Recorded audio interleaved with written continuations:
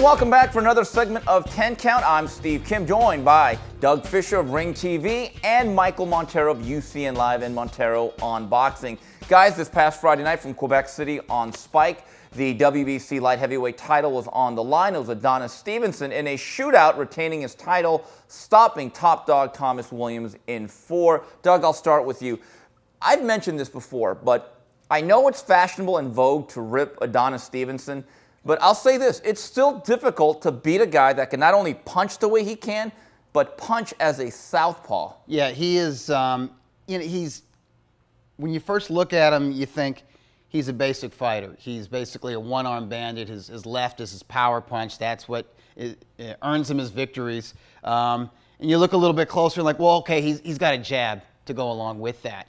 And so you think, okay, he's just a 1-2, basic kind of 1-2 fighter, but from a southpaw stance.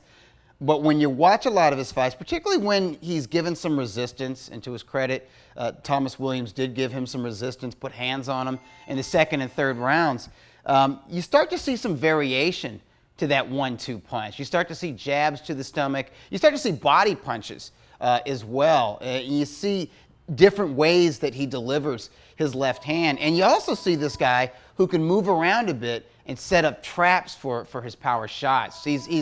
He's more than just a basic fighter. He's more than just a puncher. I think he is, in many ways, the quintessential boxer puncher. Mike, do you agree with me? He would still pose problems with Kovalev with that flashing left. Absolutely. I mean, he has that eraser.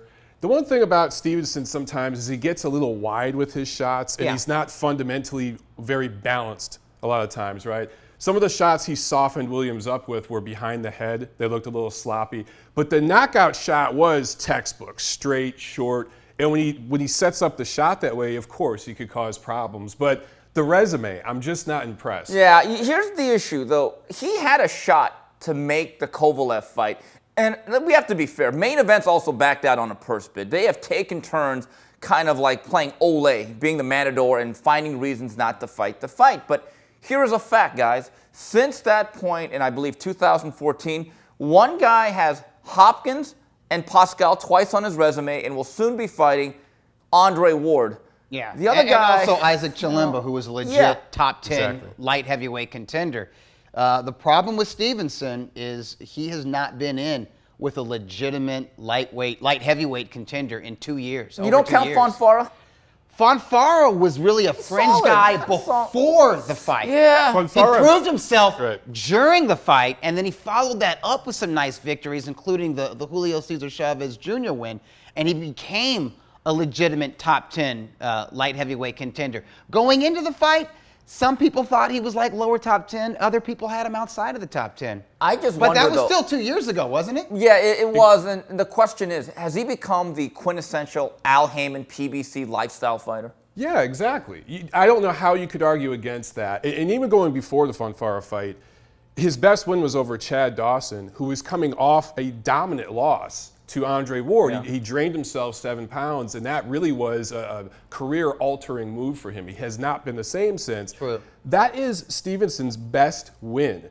And after the Fonfara fight, which was a good fight, and Fonfara gave him all he could handle, a lot of fans wanted to see a rematch. Now, of course, Fonfara got iced in his last fight, but had that not happened, by rights, this fight against Williams should have been a rematch with Fonfara. He just hasn't taken the right fights to build upon that big crushing knockout over Dawson a few years ago. What bothers me is he doesn't seem to care. Exactly. I think he's happy being a big fish in a small pond. He's happy being able to draw a little bit in the Montreal, Quebec region of Canada.